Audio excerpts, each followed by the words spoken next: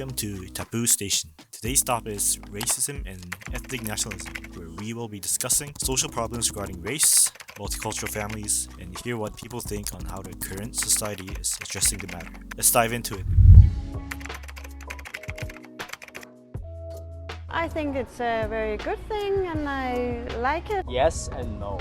I think it's mostly dependent on the skin color of the type. Not to be racist, but it's still going on in Korea. So I think if they're more light skinned, then I think they're more well accepted. If they're dark skinned, they're a little bit viewed with little stereotypes. I think it's good. I think be able to learn from different cultures and people being open to different ethnicities is, I think it's a good thing. The more exposure, the better. 다문화 가정 애들은 불쌍하다고 보지 나는. 한국에서 있다가 엄마는 한국 여자, 아빠는 외국 사람, 그다 여기서 태어나가지고 혼혈아로 정말 어떻게 그거를 우리 한국에서 대한민국에서 보호 차원으로 어떠한 좋은 조치를 해주는 거라고 생각이 들어 나는.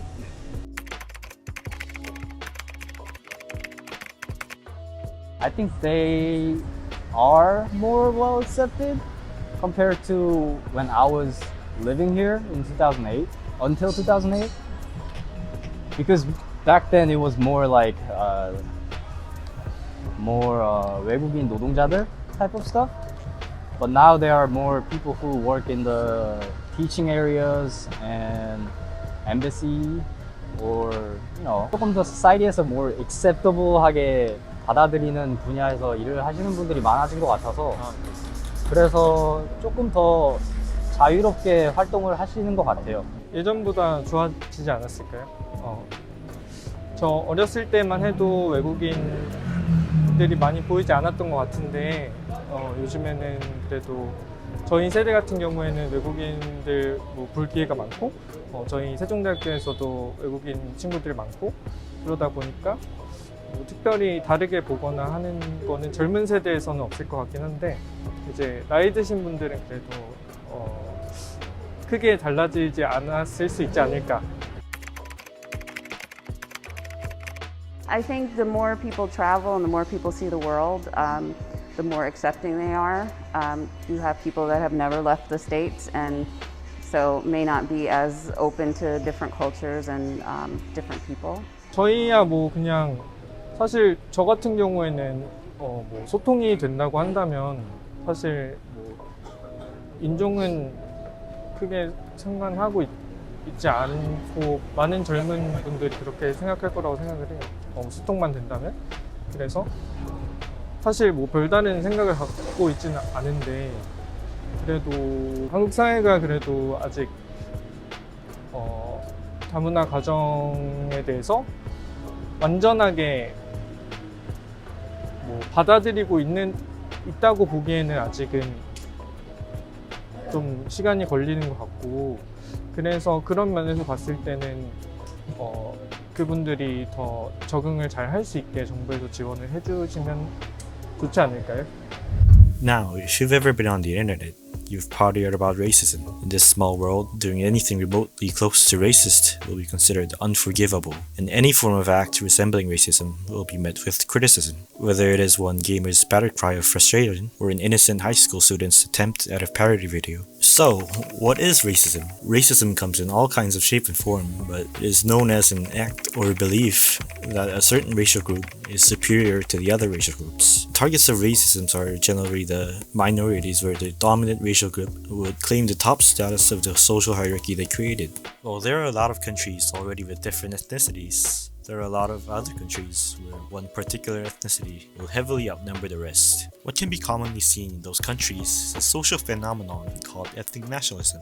Ethnic nationalism is when the people think of their own ethnicities as relatives, while they see the other ethnicities as second-class citizens. Ethnic nationalism can evolve into really serious social problems, as one of the most infamous cases of ethnic nationalism is the KKK, which is a group of white supremacists in the US whose purpose is to purify the country by violent methods such as bombing and murders. Another example of ethnic nationalism is South Korean elders having the desire to keep the Korean blood pure, not really appreciating the foreigners intervening in their bloodline. We now saw various forms of ethnic nationalism and racism, but how do they start? It all comes from the belief that race can be categorized. From the early stages, whether by perception or taught knowledge, children learn that people with different racial traits fall into different categories. How often have you heard people use labels such as Asian, Black, White, Hispanic to describe someone? Those labels and categories make it easy for people to create stereotypes and misconceptions of other racial groups. All the while, they also give a sense of camaraderie among people from the same racial group.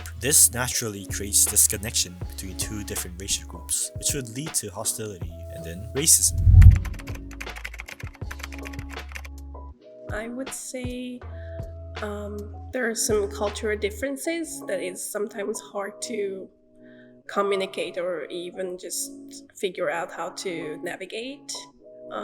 For example, the work culture here is very different, and my boyfriend is working in a company, and there are like certain duties he has to do for like going out drinking for really late, and it's just I am not too happy about it. Or just like being more ignorant towards other people. Like if it's not your business, don't help, don't try to argue, or don't try to make sure that you're right. Being him Korean makes him a bit more level-headed and more like logical in a sense, really like planning everything, while I'm more in my culture, we just like tend to go with the flow. Sometimes really like just cultural things when it's clashing, like how I do things and how he does things are like clashing. It takes some time to figure out how to manage to get it smoothed out, like the way other people might look at us, like not family wise but like strangers on the street. Like they would tell me like go home and tell him like, why are you dating a foreigner, just get a Korean girl. Sometimes that happens, but not too much, but mainly from older people. One thing is that she doesn't speak like too great Korean, so sometimes she finds it hard to do things on her own, but I come in to help her almost always, but if I'm otherwise occupied, she has to deal with that sometimes. I don't really want to call it a hardship because I don't think it like is that serious of a thing that I would classify it as a hardship, but I think the hardest thing is being an interracial couple is meeting friends. And while I think it was much easier for her coming into my friend group because she can speak a little bit of English, and all of my friends in Korea, even if they're foreigners, can speak somewhat decent Korean, so she can be comfortable around that. But for me, it was a little hard at first meeting her friends because they don't speak English and my Korean's not that great, so I can't really like relate too much with them, and like especially when I meet like her guy friends, it's hard for me to like really connect with them because I just don't have the language ability to really like build a deep connection with them. Dating in Korea has been like completely opposite of what dating in America was like, just because of like Korean customs and like traditions and just kind of I think the social, not pressure, but the social like expectation of what happens in a relationship. I think like especially early on, couples in Korea are a lot, I don't want to use the word clingy because it's not clingy, but it's definitely a little bit more like lovey-dovey type of feelings than like an American relationship where you kind of start out and it's kind of just being like cool buds for a while. But I think that's been kind of a cool thing. So being able to learn new stuff about cultural and stuff like that for her has been really nice. You become more understanding of other people and their opinions and their backgrounds, and you become less judgmental, I would say. because and also it kind of widens your perspective on things. You get a deeper understanding of some subjects like Korean history, how Korean society works, and my boyfriend has a better understanding of like Swedish society and how things work there. And we can sometimes discuss like very interesting topics about our country. Sometimes I complain about Sweden, he complains about Korea, and it's very interesting to like learn that from each other. Like, wow, I didn't know this was an issue in Korea, or oh, I didn't know this was an issue in Sweden. So we are very lucky because both of our families are very supportive of our relationship. My family from the beginning were just like, oh, top of the world, like, hey, okay, finally you got one who you can match with. But to be honest, on his side, specifically his mom, were more cautious in the beginning, like take a little bit more like objective and colder almost approach in the very beginning, but now it's just like full support. My family was a little bit surprised at first when I first came to Korea because I was dating Koreans, and so they were kind of thinking like, oh, like, are we gonna be able to talk to them? Are we gonna be able to communicate with them? As for her, I've met her grandmother actually, so I know like Koreans don't usually meet parents very early on, like in relationships, but I actually, for like Chuseok, I met her grandparents, and they loved me. They were so sweet, except they kept asking me like, when are you gonna have babies? And I was like, I haven't even like thought about that yet, so no. But I've heard that her dad might not be the biggest fan of it, but I don't think it's because of my ethnicity or being non-Korean. It's mostly just like he hates all of her boyfriends, and he's never really liked her boyfriends before. He doesn't like her dating. It's like his little princess.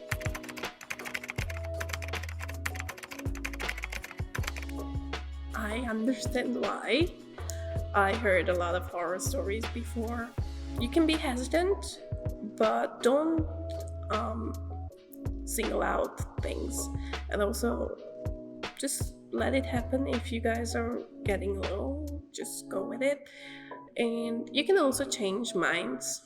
Like, if the parents wouldn't like you, don't worry about it. If it's meant to be, you can manage it out. People are gonna hate that they're gonna hate, and you can always work on the language barrier. Don't think about the ethnicity at all. Like, for me, I don't see my boyfriend for, oh, he's Korean. For me, it's like I fell in love with this person, and so ethnicity doesn't matter at all. Like, I fell in love with his mindset, his kindness, and stuff like that, and not his ethnical background. So I would say, don't judge, be open-minded. If you like a person, race should not matter at all. I think getting past that kind of first like awkwardness and that first maybe like embarrassment of not speaking the language well is what holds a lot of people back from like wanting to go on those kind of dates and meeting those type of people. But just have confidence, and if people are nice and you're going to connect anyway, they're not going to care if you're not speaking the language super well. When it comes to like other people's opinions of it, I think just you shouldn't care. Love's love, you know. If you like somebody, you shouldn't let the opinions of others being like, oh, they can't date, they're not the same race, or they're not the same culture. Like, don't let that stop you. Like, that's just stupid people, and shouldn't let that give you fear. As time passes, more and more awareness has been raised regarding racism. People nowadays are generally accepting and supportive towards multicultural families. However, this is not the case for everyone. In Korea, stats show that 30% of children from multicultural families have dropped out of school because they couldn't find a place for themselves among the other friends in school. Also, research has shown that multicultural families generally have financial problems since most of the jobs were unavailable due to language barriers. The South Korean government have been working on improving the policies for multicultural families over the years. However, the problem really falls on to the South Korean people to help the multiracial Koreans seamlessly adapt to Korean society. Moving on to the US, the struggle against racism is still ongoing in the States,